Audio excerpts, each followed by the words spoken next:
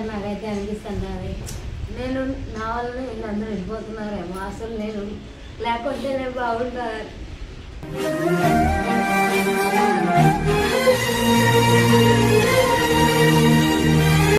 ఎందుకంటే మా కులాలు వేరు, అసలు మా పెళ్లి లవ్ మ్యారేజ్ కాబట్టి ఇంట్లో వాళ్ళకి ఎవరికి ఇష్టం లేదు, ఎవరు సపోర్ట్ చేయలేదు. అందరినీ ఎదిరించి మేమైతే మ్యారేజ్ అయితే చేసుకున్నాం అనమాట. ఎవరికి ఇష్టం లేదండి, మేము మ్యారేజ్ చేసుకోవడం ఎవరికి ఇష్టం లేదు. ఎందుకంటే కులం వాళ్ళది వేరు మాది వేరు కదా, నన్ను చేసుకున్నందుకే వీళ్ళందరూ దూరం అయినారేమో అనుకుంటా. చేసుకోకుండా బాగుండేదని ఒకసారి అయితే అనుకుంటుంటా, కానీ ఇప్పుడు అందరికీ అనిపించేది నా వల్లనే దూరం అయినారు మీ ఫ్యామిలీ కానీ అక్కలు కానీ ఎవరైనా కానీ వాళ్ళ మనసులో ఏమన్నా ఉండలే అని ప్రతిసారి చిన్నదానికైనా మేము పోయి పిలిచేసి వస్తాము. కానీ ఎవరు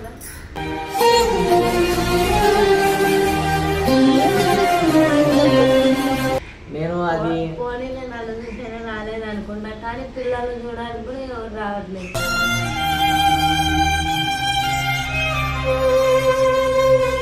ఎవ్వరు రాలే, హాస్పిటల్లో కూడా అసలు ఎవ్వరు లేరు. 11 days ఉన్నాము హాస్పిటల్లో.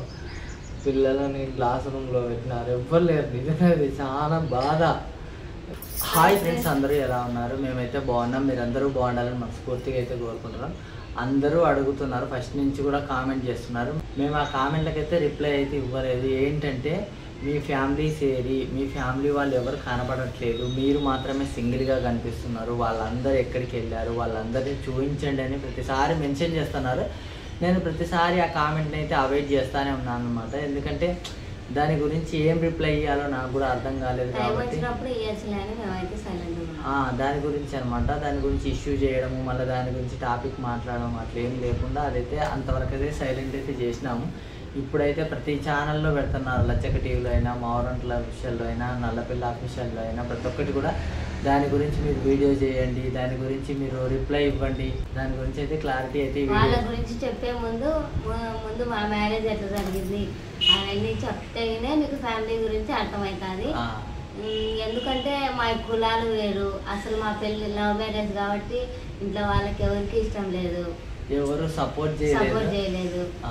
అందరినీ ఎదిరించి మేమైతే మ్యారేజ్ అయితే చేసుకున్నాం అనమాట. ఎవరికి ఇష్టం లేదండి, మేము మ్యారేజ్ చేసుకోవడం ఎవరికి ఇష్టం లేదు. ఎందుకంటే మెయిన్గా క్యాస్ట్ ప్రాబ్లం అనమాట. దానివల్ల కొంచెం ప్రాబ్లం అయితే అయ్యింది.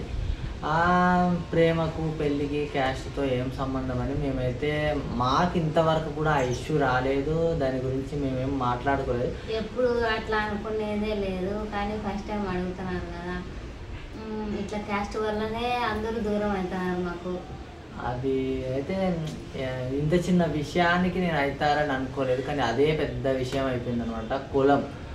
కులం ద్వారా మేమైతే పక్కకు జరిగిపోయినాం అనమాట.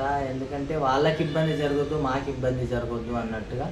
అందుకోసమే ఒకసారి కులం వాళ్ళది వేరు మాది వేరు కదా, నన్ను చేసుకున్నందుకే వీళ్ళందరూ దూరం అయినారేమో అనుకుంటా. చేసుకోకుండా బాగుండేదని ఒకసారి అయితే అనుకుంటుంటా, కానీ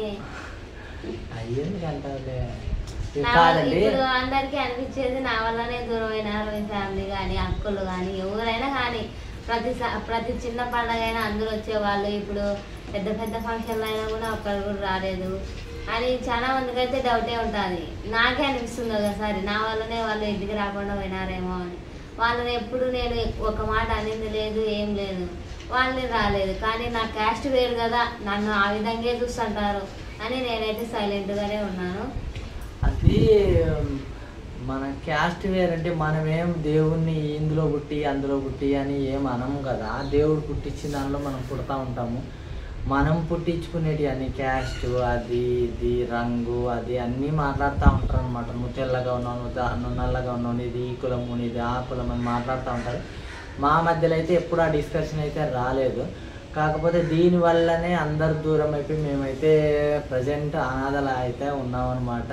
దేనికి ఎవరు లేరు, మంచికైనా చెడుకైనా ప్రాబ్లంకైనా దేనికైనా ఎవరు లేకపోతే చాలా బాధ అనిపిస్తూ ఉంటుంది కదా.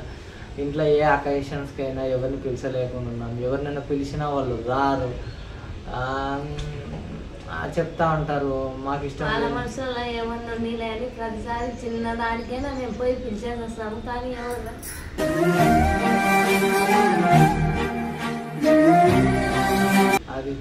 బాధ ఉందన్నమాట. అందుకోసమే మేము ఎవరితో షేర్ చేసుకోవట్లేదు. కాకపోతే అందరూ మెన్షన్ చేసి అడుగుతున్నారు, అందరు ఎక్కడ అంటే అందరు ఇక్కడే ఉన్నారు కానీ ఎవరు రారు. అంటే నేను ఎవరిని బ్లేమ్ చేయాలని కాదు, ఏం కాదు. మళ్ళీ మా ఇల్లు ఎప్పుడు సంతోషంగా ఉంటుంది. అంటే ఇప్పుడు సంతోషంగానే ఉంది పిల్లలతోటి. కాకపోతే పిల్లలకు కూడా అందరు ఉండాలి, ఫ్యామిలీ అంటే అందరు ఉండాలి. కాబట్టి నాకైతే ఏం చెప్పాలి అర్థం కావట్లేదు. అది పెళ్ళి వల్ల ఇంతమంది దూరం అవుతారు, ఇంత పెద్ద ప్రాబ్లం అవుతుందని అనుకోలేదు. అయినా కానీ హ్యాపీగానే ఉన్నాం. తనకి నేను హ్యాపీ ఏమంటారంటే తను కోరుకున్న లైఫ్లో తను సంతోషంగా ఉంది. తను నా లైఫ్లోకి రావడం వల్ల నా లైఫ్ బాగుంది. చిన్న చిన్న ప్రాబ్లమ్స్ వస్తూ ఉంటాయి, పోతూ ఉంటాయి. కాకపోతే మెయిన్ క్యాస్ట్ వేరు అని ఒక రీజన్ తోటి అందరూ దూరం అయిపోవడం అయితే అది చాలా బాధగానే ఉంది. నేను అది రాలేదు అనుకుంటా, కానీ పిల్లలు చూడడానికి కూడా ఎవరు రావట్లేదు. ఎవ్వరు రాలే. హాస్పిటల్లో కూడా అసలు ఎవ్వరు లేరు. 11 days ఉన్నాము హాస్పిటల్లో. పిల్లలని క్లాస్ రూమ్లో పెట్టినారు, ఎవ్వరు లేరు. నిజంగా అది చాలా బాధ. ఎందుకంటే అందరూ ఉండి అనాథలంటే నాకు అప్పుడు అర్థమైంది అనమాట. అది చాలా బాధ. అందరూ వస్తే బాగుంటుంది కదా.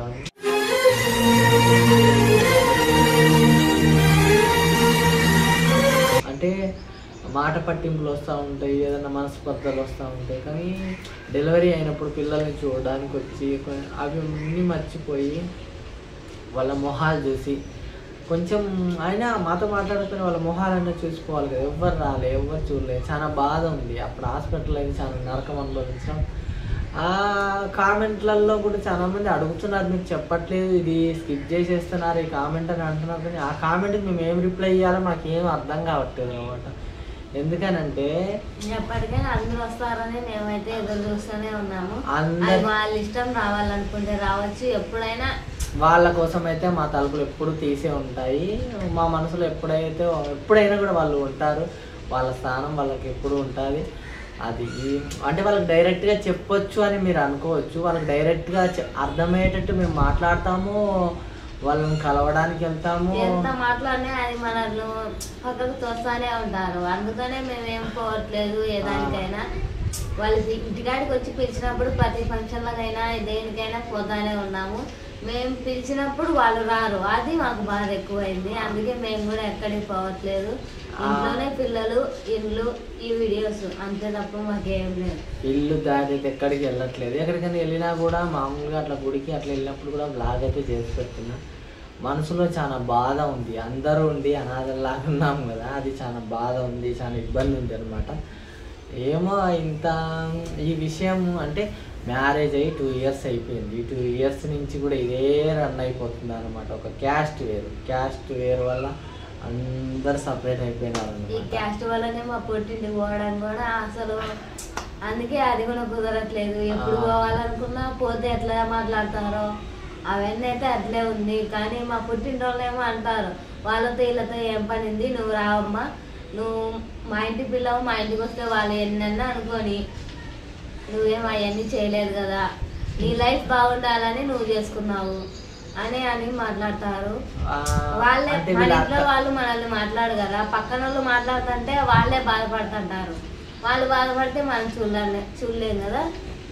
అయితే అంటే వీళ్ళ అక్క వాళ్ళ సీమంతానికి చాలా ఫంక్షన్స్కి అయితే వెళ్ళినప్పుడు అయితే చాలామంది అయితే రిసీవ్ చేసుకున్నారు. కానీ అందరూ మనల్ని రిసీవ్ చేసుకోవాలని లేదు. వాళ్ళ మనసులో ఏదైనా కొంచెం ఉంటుంది కదా.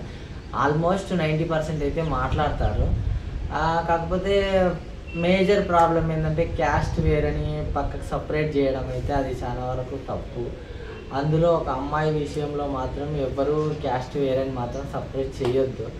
ఎందుకనంటే ఇప్పుడు మనది ఎక్కువ క్యాస్ట్, ఇంకొకరు తక్కువ క్యాస్ట్ అని అంటారు. రేపు చచ్చిపోయిన తర్వాత ఎక్కువ క్యాస్ట్ వాళ్ళను ఏం గాలిలో ఏం బెటరు, తక్కువ క్యాస్ట్ వాళ్ళని ఏం భూమిలో బెటరు. అందరూ పోయేది ఆడికే.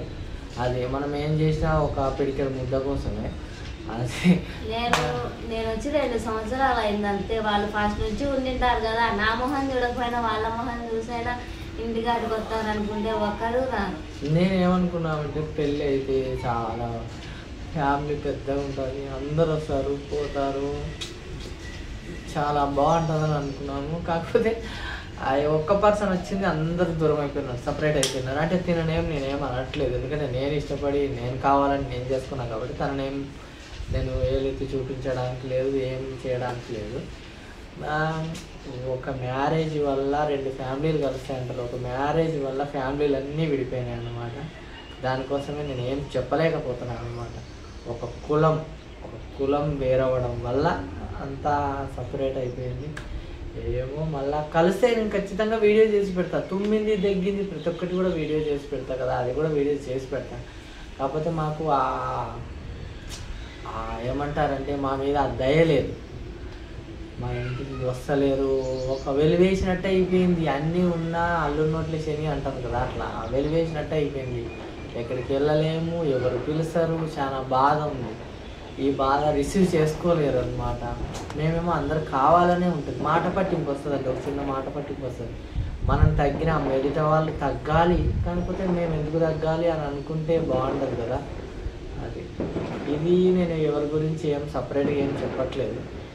మీరు అడిగినారు ఏరి ఎవరు కనిపించట్లేదు, ఫ్యామిలీ మెంబర్స్ ఏరి, వాళ్ళు లేరు వీళ్ళేరు అని అంటున్నారు. ఎవరు లేరు, వస్తే బాగుంటుంది. ఈ వీడియోతో అయినా కలిస్తే బాగుంటుంది. మేము ఎవరిని ఎప్పుడు ఇబ్బంది పెట్టలేదు, కాకపోతే మెయిన్గా చెప్తాము రావాలి రావాలి రావాలి రావాలి అని చెప్తాము. అది ఇక ఏం చెప్పాలో ఏం అర్థమవుతలేదు. రాకపోతే చాలా మనసు బాధ ఉంటుంది. వస్తారని చాలా ఎదురు చూస్తాం, ఎక్స్పెక్ట్ చేస్తాము, కానీ రావట్లేదు. వస్తే బాగుంటుంది కదా, వస్తే బాగుంటుంది కదా అని ఉంటుంది. అది ఇంకా మీకు రీజన్ అయితే చెప్పినా నేను అనుకుంటున్నా.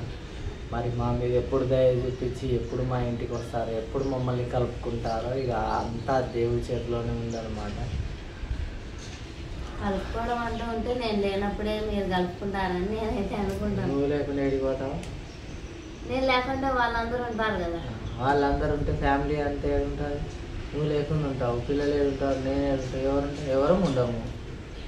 అందరు ఉంటేనే ఫ్యామిలీ. నువ్వు లేకుండా పోతే ఇప్పుడు మళ్ళీ లైఫే ఉండదు నాకు, మొత్తం ఏమేమి ఉండదు. ఇక చావు ఒకటి ఉంటుంది నాకు. మళ్ళీ నువ్వు లేకుండా ఉంటావు అంటే, నువ్వు లేకుండా ఉంటే లైఫ్ లేదు, ఇక చచ్చిపోతా నేను ఖచ్చితంగా. ఒకసారి నాకైతే అనిపిస్తుంది నేను నా వల్ల వీళ్ళందరూ వెళ్ళిపోతున్నారేమో, అసలు నేను లేకుంటే నేను బాగుంటాను.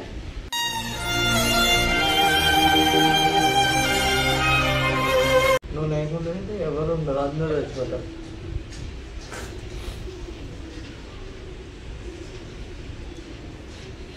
ఇది ఇప్పుడు చెప్పాలని కాదు, కాకపోతే బాధగా చెప్తానమాట. ఈ టాపిక్ ఇప్పుడే చెప్పొద్దు అని అనుకున్నాము.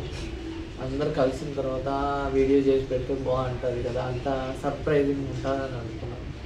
చాలా ఉందండి, చాలా బలగం ఉంది, చాలామంది ఉన్నారు, కానీ ఎవ్వరు లేకుండా ఉన్నాం. చాలా గిల్టీ ఉంది, చాలా బాధ ఉంది. అందుకే ఎవరి ఫోన్లు ఎత్తాము, ఎవరికి ఫోన్లు చేయము, ఎవరితో మాట్లాడము, ఎవ్వరు లేరు. చాలా బాధ. ఎంతమంది ఉన్నారంటే అసలు కౌంట్ చేయలేము, అంతమంది ఉన్నారు, కానీ ఎవ్వరు లేరు. అంతే, అందరూ ఉన్నారు కాకపోతే ఎవరు లేరు. అంటే ఫోన్లు చేస్తారు, కాకపోతే నేను ఎత్తట్లేదు. మన అందరినీ రిసీవ్ చేసుకునేటట్టుంటే ఫోన్ చేయాలి. ఒక సింగిల్ పర్సన్ని రిసీవ్ చేసుకునేటట్టుంటే ఫోన్ చేయకూడదు కదా. అందుకే ఫోన్లు ఎత్తాం, ఫోన్లు మాట్లాడడం, ఏం కమ్యూనికేషన్ ఏం లేదండి.